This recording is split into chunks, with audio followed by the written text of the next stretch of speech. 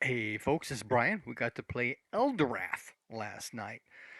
And one of the things that got discussed through the session was, what time of year is it? Because we ended up running back up to the Caves of Chaos, and it's getting fall. We want to be up there by ourselves in the winter time and that kind of thing. So it is still year 685, and I may actually need to double check that, which is year 29 of Lady Tamara. It's the 8th year in the zodiac, which is magic initiation and advancement. It is now the 6th month, which is called Lorzar, which is fall. It's week 2 of Lozar, and it's day 8, where we have dinner with the dwarf. Um, that's just kind of a place catcher from last session. We ended with dinner with a dwarf. We did a little bit of retcon because Wes wanted to talk to the dwarf about doing an inlay or annealing of silver on his rapier, um, to help with essentially undead. Although now that it's magic staff, he may not need that, but it looks cool. Anyway, so we talking with the dwarf about that. And he doesn't know a whole lot about monsters, but he does know metal and silvering weapons are useful against certain creatures like werewolves. And he waxes greatly upon weapons and that kind of stuff, right? And often, while he gets excited, he'll drop in dwarvish words as he's speaking, but we can get by that.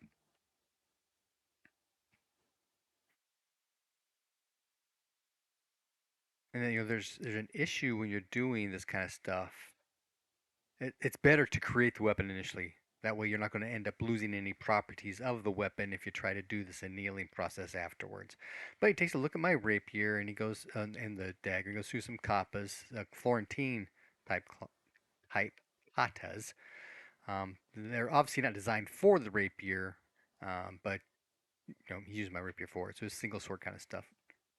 No, actually Florentine, sword and sword, or sword and dagger. Um, and he is surprisingly skilled at this Florentine fighting katas he's been using. Also very nimble. He's employing techniques that I have never seen before, and I've seen some, um, with the whole fencing thing and skill and stuff like that. So, but based upon what I'm seeing, I would not want to fight him.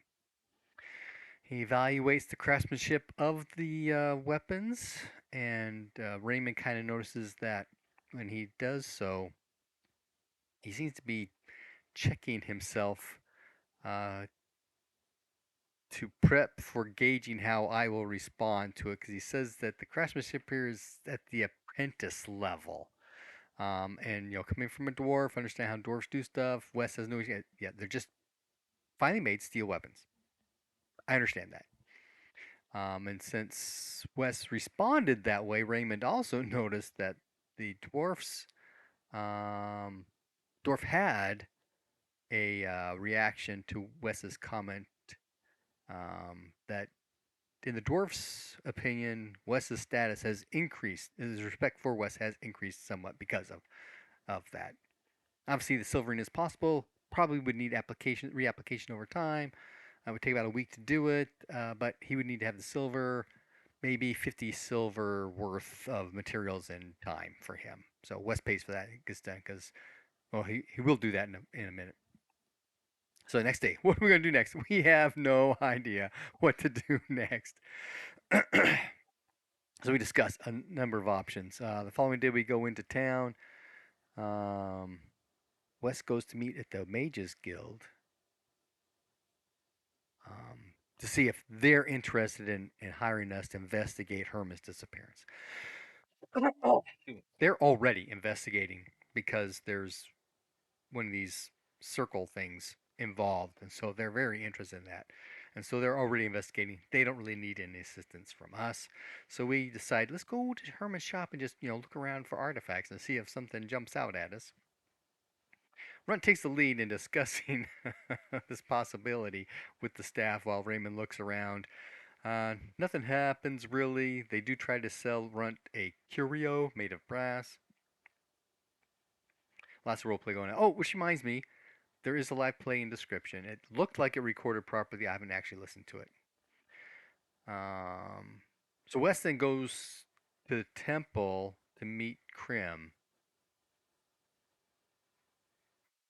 Everyone kind of follows, and so they're all going to go to brunch at the Golden Lion. Now that Wes has his allowance coming in, he no longer feels the need to scrape every coin together. He is more than happy to do little things like this for the party.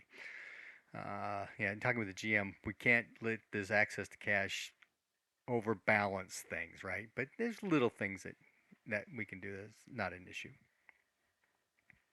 As we're headed towards the Golden Line, and actually the map should be showing on the live play. There's the main road that we're traveling towards the Golden Line. Then there's the Sea Gate right near there. And there's a huge commotion going out in front of the Sea Gate. So we go take a look, see what's happening, and there are two ships coming in that have been damaged. These are not the long ships, right? These are full size sloops, the forecastle and I don't know the back part for that was called. And as we scan the ships, we can see that there is damage. Some of the wood has been warped, unnaturally, right? Wood doesn't just warp the way this happens, right? Um, this is not warping from fire or from some kind of ramming. Look, the wood itself was twisted of its own accord. And most people are here gawking, but we decide we're going to go to the docks to see, if we can find out more. And as we turn to go, some others follow along with us. Once we get there, though, the dock that the ships are docked at is the first set of docks, and there's other docks for merchant ships and stuff. But there are guards there blocking everybody to get to the military dock. But these are the Baron's ships, right?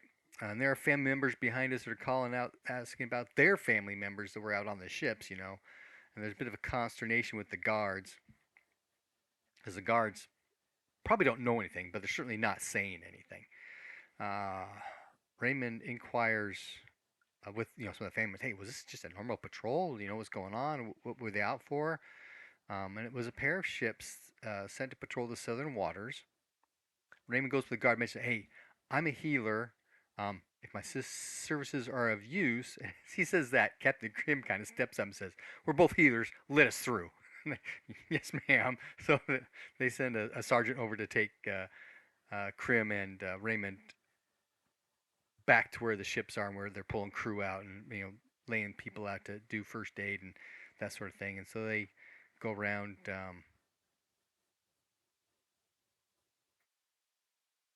using healing and first aid and such on the folks. So there's more physical people damage here than the two of them are able to do magically or with the first aid they have available. It's kind of funny. There's a note here that Krim was staring down the guard, right? I mean, then okay, he steps aside. He scowls at Raymond as he walks by because Krim says he's with me. We're going to help these people. Oh, right. So there are a lot of people injured. There are burn marks, sword slashes, some punctures. Some of the people are actually poisoned. Krim is using some kind of paladin magic healing stuff, not the normal concussions ways that Raymond uses. As they're doing that, they're talking with people, the sailors and such. They were attacked by raiders out of Aklo. There were 3 ships that attacked them. 2 of them were damaged. The last one ran. There was a magical caster of some sort on the ship, and plus there were these things in the water, man-like things. They had fins and scales and pointy teeth, and it was the things in the water that did this warping to the ships. And they did mention the attacking ships were in fact flying the colors of Aklo. So while this is all going on, Runt is on a mission. He's out hunting for possible assassins to keep Wes safe. Wes goes and meets with Thurmond. He goes in assuming they've already heard about the damaged ships, but did they know about the fish people? Or there was a caster that was warping the woods of the ship. And Thurmond did not know those 2 things, so bonus points. But he's aware of spell lists that allow the warping of wood. They're generally druidic in nature, so he doesn't know any himself. And these fish people with the scales and the pointy teeth are called Kuatoans. And they had been in league with Forg when Forg was doing so. This is bad news. It's also parallel to the whole Drow situation with the mine, because the Drow, the Dark Elves, were in league with Forg as well. So it's like these things are starting to pop up. I was starting to put some of that together. So we go back to the temple for more help. And while people doing healing stuff, Wes asks about the high priestess. She's actually there, so she goes to and talks about things that they the fish people, the Kotuans, that they have this magic to they can warp wood, that kind of stuff. And then he makes that connection. The same sort of thing happened. Kutuans are Forg allies. The Drow, which ran into in the mine, are also Forg allies. What other creatures does she know of that were Forg allies? And she mentions giants. Okay, we saw one of those recently as well. And she also talks about there being reports of the raiding from the Northeast Islands, that raiding having stepped up. And the first thing Wes thought of is, oh yeah, that's got to be One Eye. We're at fault for that one. Okay, so eventually everyone is taken care of, and we all go to dinner at the Golden Lion. Again, Wes is footing the bill. Little things. We can do little things. And apparently, well, there's lots of talk going on. There's lots of fake news about giant serpents. But everybody's also celebrating the valiant sailors. And uh, at that point, we all go on to go separate ways for lodging. Um, Raymond and Runt and Grim are all going to the Loranthan Temple. Hjalmar's going to the other temple. What's it called? Sylvanus. And there's a little thing there where he goes to the temple, and hey, there's these bachelor quarters across the way that you can go stay there for free, kind of thing. So he goes and he stays there, and Wes then goes to the Mages Guild to spend the night. Just think about now, maybe Wes would have followed along with everybody else to the Loranthan Temple. Kept it back in his head, back of my mind for later. Okay, next day, Wes gets up for breakfast at the Golden Lion. He's Crim there, so they chit chat and eat, and then they head over to the Loranthan Temple. Everybody's going to meet at the Loranthan Temple. It's kind of our headquarters for things, so we expect everybody to go there. From there, we decide, okay, we need to make progress on this whole getting the dwarf access to the mine, so we can build the forge out at the villa, and work this kind of stuff, work all this stuff out. Okay, so we head over to the baronial offices. It takes some time, but eventually Wes does make his way through the administrative loopholes. Um, and also, while we're there, we are specifically there to get mine access to the dwarf, but also to ask if the Baron needs anyone to investigate further on the damaged ships. I meant to. Raymond was running with this one because I told him to initially, right? Because he's kind of our face. He does all this talking, and it was his idea. But I was thinking as it went along on this whole, why would the Baron need you? The baronial ships. Do you have your own ships? I haven't heard about you having your own ships. And I thought in the back of my head, yeah, I should just kind of pipe up. We can augment with our skills a crew going out, kind of thing. But I didn't. Okay, so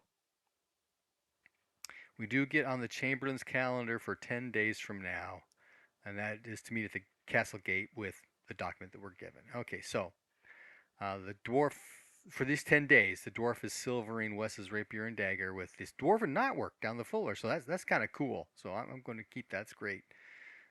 Wes does ask the dwarf about mounting the star quartz crystal in the pommel. That's what Wes kind of put everything together, kind of thing, right? And the dwarf has to see it, so Wes hands it the crystal, and as soon as it touches his hand, he drops it. What is that thing? That is no gem. So there's this huge discussion going on about what it is, what it isn't, and all the dwarf knows is it is not a gem. And so there's actually a not theoretical, metaphysical discussion on, okay, gems are created by the earth, right? So how else can things be made? Like, can you craft stuff like this? Like making glass beads or something maybe. But it didn't really go anywhere. But the dwarf says he will not touch it. Okay, so that's not gonna work. So Weston goes to the Mages Guild to talk with Thurman, saying, "Well, the Mages Guild obviously has somebody who a silversmith of some type or a goldsmith that works doing you know, these magic point batteries on their staffs or whatever. That makes sense. They would have somebody like that." And so there's a meeting with Thurman on this whole thing and the discussion with the dwarf. The dwarf says it's not a gem, but this is what it is. But we know this has got this non-detect stuff going on and some other things. Um, and Thurman asks if I'd sacrifice any power to it because it holds 25 magic points or 25 points of power. That was kind of discussed at the initial thing, and the witch was using the power storage of it, POWs, statistic power storage for um, what she was doing, you know, evil stuff, sacrificing people, kind of thing, sacrifice their power into it, kind of thing. Um, and yes, Wes has attuned. It was in my notes. He was attuned to the crystal, which means he had to put a point of power into it, which is something that the GM said, "Oh, we should have discussed this at that time," kind of thing. Because in fact, the crystal has 1 point of power and will hold 24 magic points. And this one point of power will generate one magic point in 24 hours. So I'm going to have to pull my math book out and figure out, okay, if I've got so much power and I give it so much power, then we can fill it up to a certain point. Because I don't want to have full power; that's useless, right? But if it's got some power in it, so it can regenerate power on it, magic points on its own, then I don't have to spend 3 days trying to fill it back up, kind of thing. So I'm gonna have to figure that out. Offhand, I'm thinking maybe 8, but that's a lot of power, right, to be putting the thing. So that's the long-term plans. But right now, 1 point of power, 24 magic points. Okay, 10 days are up. Oh, during that 10 days, uh, lots of training. Raymond was actually training swordsmanship with the dwarf. I had not thought about doing that. Um, but Wes has been training at the Mages Guild for his staff spell list because he's got to get his ability up to 50%, so he can then learn the level 6 to 10 of the list. There's a ratio there. If you've got 100% in a list, then you can learn up to level 50 spells. So I guess I need 20. Learn to 10. Is that right? I'm gonna talk to the GM about that. Make sure I got that straight. Um, but that's what he's doing. He's learned that spell because if I get the rest of that spell list, which I have, I just don't know it, then I'll get um, the level 3 staff spell. So it get up to be a +3 weapon and a +3 spell adder. But also in that list there's a fire staff and a frost staff and some other kind of staff spell. There are spells that I can cast on the staff so I can use the staff to do like fire damage, that kind of stuff too, which is pretty cool. Can actually do some damage with my stupid little rapier. Okay. After the 10 days is over, Raymond and West meet with the Chamberlain to get this mine access. It's approved. The rates, the charge rates, they'll figure that out and send it to us eventually, kind of thing. Um, and there's some discussion about the damaged ships. And the Chamberlain made a comment about, you know, keeping the sea lanes safe is the responsibility of the Lords of Bloodstone. You know, Lady Tamara can deal with the Southern Kingdoms. She's the Lord of the Southern Kingdom. She needs to take care of that issue, kind of thing.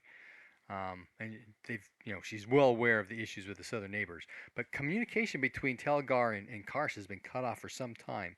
And as we're discussing this, and I think kind of maybe, I mean, obviously communication's cut off, but how much intel does she really have on the situation over here? But now that I think about it, the Mages Guild is in pretty much constant communication with the Mages Guild and Telgar, so any kind of communication is going. And this will come in later as Wes is talking with Thurman. So either it's not that important to keep the trade open or not, or there's something else keeping the Lords of Bloodstone focused elsewhere. But we do know there's stuff happening in the Bay. I remember one night we were um, traveling back and forth between Hamlet and the Moat House, and there was, a fight out in the bay, ships, lightning, fireballs, that kind of stuff. So there's stuff going on. Plus, there was that huge Viking ship that landed was marching through the the the swamp of the Moat House. At one point with us. So there's all kinds of crisscrossing still going on, just not safely.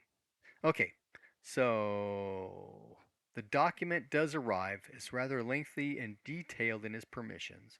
There is a tax on the quality of the ore that's to be assessed by the mining foreman on site when it's extracted. Well, after it's extracted, right? So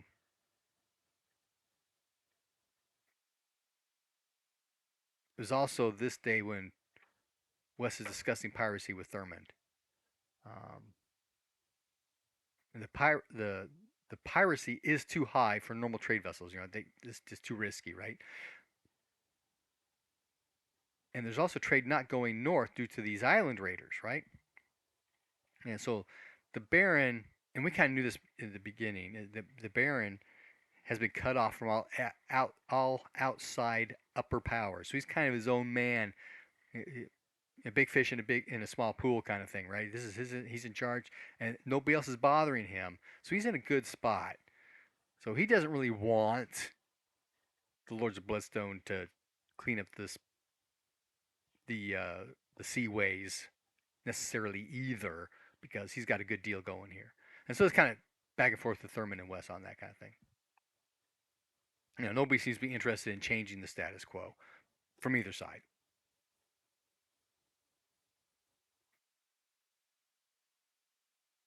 And then we have discussion with the dwarf on his being our agent to the mine, and about things that he makes are his tools. We get that the whole actual forge though is ours. We're paying for it, that kind of thing. And we did cut a slight deal on special order stuff from us. We get a discount, that kind of thing. Thurman did ask about possibly getting the guild getting their hands on some of this ore that dwarf pulls out. So at some point after the tools are made, Wes is going to breach that with the dwarf about bringing some back to sell, trade, whatever, barter. Okay, so then we decide we're going to head off to the Caves of Chaos. We're going to practice um, the whole gate stuff, and we're going to bring some pickaxes and shovels so we can see if we can't dig out of that first one. Plus, we need to check other ones as well, right? And as we're headed to the Caves of Chaos, we come across some cart wreckage, and there are spider webs all over the cart. Not, spider webs, right? All over the cart. There is no horse. There are no people. The cart does have 2 flasks of oil. Oh, I need to highlight that as gear, because we took the oil, the bullseye lantern, and the jerky in the tent. Probably not the 2 sleeping rolls though. Oop. Gear. Okay, because they've been scattered about near the cart. Um, so people start looking for tracks and stuff like that. Wes says, "I look up," and sure enough, up there, spider webs, a big bulbous thing all wrapped up, looks like a horse. So guys, I found the horse, and as I move around, you see, yeah, there's two other bodies up there as well. So Runt eventually is able to climb up into the tree and cut them down. A woman and a man. The woman does have some gold jewelry. I need to mark that as treasure.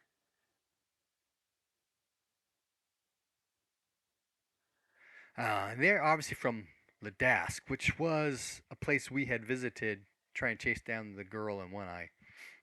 So since they're here, this could be considered having crossed into Karst lands. So that's information. Yeah, I color code stuff in this to help me find things. Okay, so We arrive in the Valley of the Ancient Battle Site, which is where we had made our base camp when we were doing stuff earlier.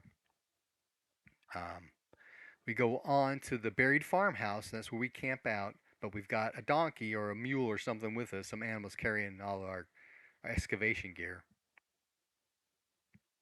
So it has to stay out. So when we hold watch, as we do watches over the night, it'll be up outside with the mule to keep it safe. But inside, there's a life-size figure of a squirrel made of stone. It's eerily lifelike. So we all figure that. Oh shoot, what was her name? The Gorgon. She must have Lynn. Was it Lynn? But she must have been here at some point. Sorry, squirrel. Okay, so during the night, at some point when Runt is on watch, he sees a fog roll in, and there are soldiers and armored knights and many more shapes coming from the southeast. There's a huge troll with a club, looks like made out of a tree, and a battle unfolds. There is a knight in plate with a battle axe. It comes up to Runt, points to the caves of chaos, if I remember this right. Runt's his finger across his neck, like, don't go there, and he goes back to the battle. There's also a demi-human dead at maybe the I missed that part that the knight killed the demi-human there right in front of Runt. But then he goes back into the battle. And as Runt's looking around through the mist and the haze, he sees a very different scene. Up in the caves of chaos, there's actually buildings there, and a spire and walls, like how the temple would have been had when it was there, kind of thing, right? So Runt freaks out. He climbs down. He wakes everybody up, and he climbs back up to keep watch on the mule. Um, so we all come climbing up, and it's now morning time. There is no fog. There are no armies. There are no buildings. So Runt tries to explain what he saw, but everything seems to be fine now. But doesn't explain, the things that he saw. So we start thinking, well, maybe was this a holy day of some sort, and that's why this ghostly image appeared. But we couldn't figure any of that. So we kind of discussed, hey, maybe we should go ahead and dig for artifacts. And Wes says, my concern is that maybe the artifacts are down the level where the farmhouse is, right? So we've got 15, 20 feet of earth to get to the battlefield itself. But we figure we'll give it a try. And Wes says, okay, where was this body you saw? Right here. So we start digging, and as soon as we get through the turf layer, there is in fact a body there. It's not ancient. He did say it was fresh. I don't think he means like fresh, like it just died last night. But it's an armored urukai, black orc, great orc, that kind of thing, right? That has a slashed across its back. And that's where we ended the session because we were just pushing past midnight. And I had to get up early this morning, take a shower, and go to church. So there we go.